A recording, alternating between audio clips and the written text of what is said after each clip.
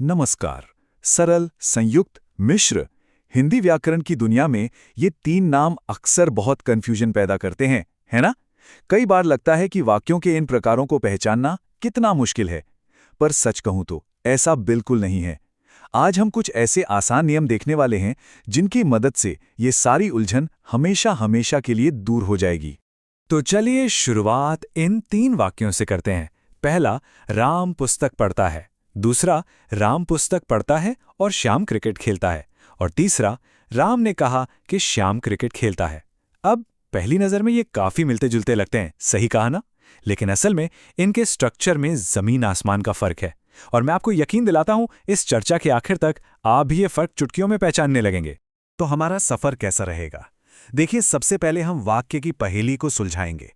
फिर आएगा हमारा नियम नंबर 1, जो सरल वाक्यों को पहचानने की कुंजी है।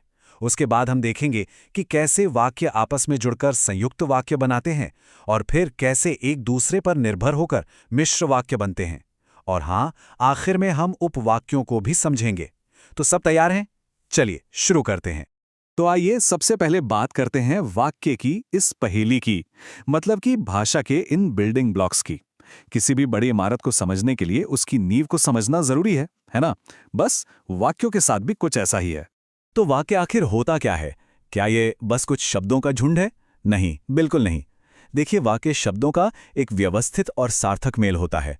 मतलब शब्द सही क्रम में होने चाहिए और उनका कोई मतलब निकलना चाहिए। इसका असली काम है एक पूरे विचार या भाव को सामने रखना। और पता है, हर वाक्य के ना दो बहुत जरूरी हिस्से होते हैं। एक है उद्देश्य और दूसरा विधेय। आसान भाषा में उद्देश्य मतलब जिसके बारे में बात हो रही है, यानी हमारा सब्जेक्ट।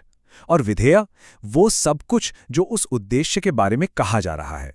जैसे इस उदाहरण को देखिए, राहुल रात को जल्दी सो जाता है। यहां बात किसके बारे में हो रही है?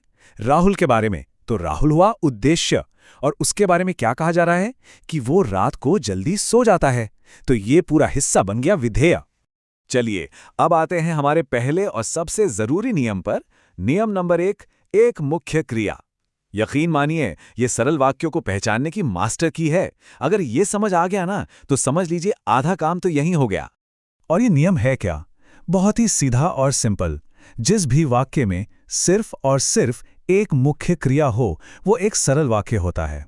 बस आपको और कुछ नहीं देखना, सिर्फ क्रिया यानी वर्ब को गिनना है। एक मुख्य क्रिया मतलब पक्का सरल वाक्य। इसे और पक्का करने के लिए ये गोल्डन रूल देखिए।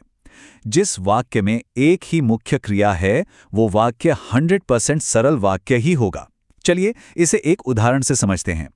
वाक्य है, राकेश मोहन के घर गया।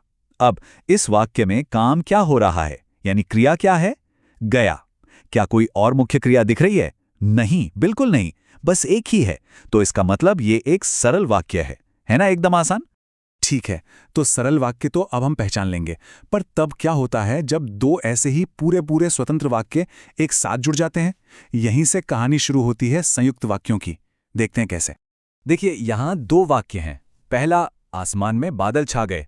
क्या ये अपने आप में पूरा है? बिल्कुल। दूसरा, बिजली नहीं चमकी। ये भी अपने आप में पूरा है। तो संयुक्त वाक्य क्या करता है? वो ऐसे ही दो या दो से ज्यादा स्वतंत्र वाक्यों को जोड़ता है। स्वतंत्र का मतलब ये है कि हर वाक्य अपना पूरा मतलब रखता है। ये दो बराबर के साथियों की तरह है, कोई किसी पर डिपेंडेंट नहीं है। तो सवाल ये है कि इन्हें पहचानेंगे कैसे?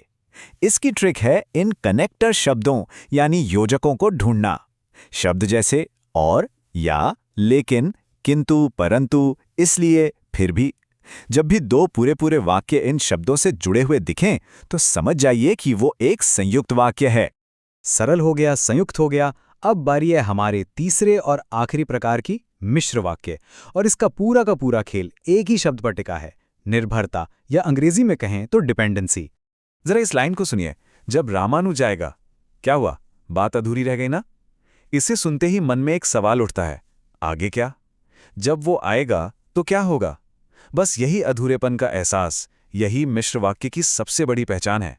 ये जो आगे क्या वाली फीलिंग है ना, यही एक आश्रित उपवाक्य की निशानी है। आश्रित मतलब जो किसी और पर निर्भर हो। और यही आश्रित उपवाक्य मिश्र वाक्य का दिल होता है।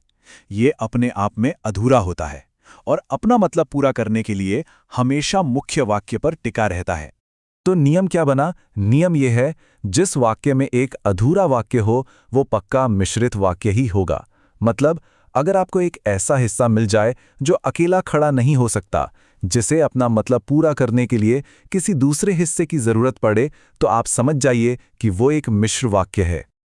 और मिश्र वाक्यों को पकड़ने के लिए एक जबरदस्त डिकोडर ट्रिक भी है। बस 2 स्टेप्स हैं।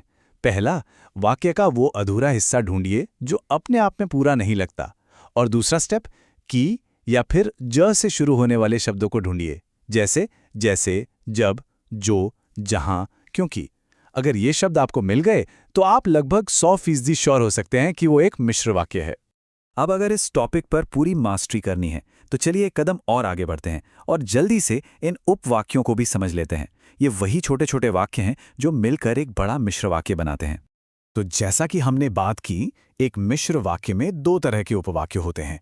एक होता है प्रधान उपवाक्य, मतलब मेन क्लॉज, जो अपने आप में स्वतंत्र है, और दूसरा होता है आश्रित उपवाक्य, यानी डिपेंडेंट क्लॉज, जो अपना मतलब पूरा करने के लिए प्रधान उपवाक्य पर निर्भर रहता है। और मजे की बात यह है कि इस आश्रित उपवाक्य के भी 3 प्रकार होते हैं और इनको पहचानना इन पहचान वाले शब्दों से बच्चों का खेल हो जाता है। देखिए, अगर उपवाक्य की के बाद शुरू होता है तो वो है संज्ञा उपवाक्य।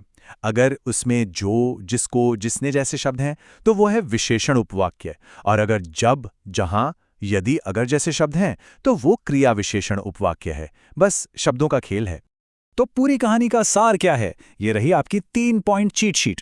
नंबर 1, सरल वाक्य, बस एक मुख्य क्रिया, बात खत्म। नंबर 2, संयुक्त वाक्य, 2 पूरे वाक्य जो और लेकिन जैसे कनेक्टर से जुड़े हों। और नंबर 3, मिश्र वाक्य, जिसमें एक अधूरा निर्भर वाक्य हो और अक्सर की या जो जैसे शब्द दिखें। बस इन 3 बातों को याद रखिए। चलिए, तो अब बारी है आपकी। स्क्रीन पर ये 3 वाक्य हैं। पहला, परिश्रमी व्यक्ति अच्छे लगते हैं।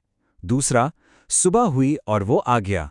और तीसरा, यदि सही दिशा में परिश्रम करोगे तो अवश्य सफल होगे। अब जो नियम हमने सीखे हैं उनका इस्तेमाल कीजिए और पहचानिए कि ये कौन से वाक्य हैं। सोचिए, क्या एक क्रिया है, क्या कोई कनेक्टर है, या कोई अधूरापन महसूस हो रहा है? थोड़ा रुक कर सोचिए। याद रखिए, जितना अभ्यास करेंगे ये उतना ही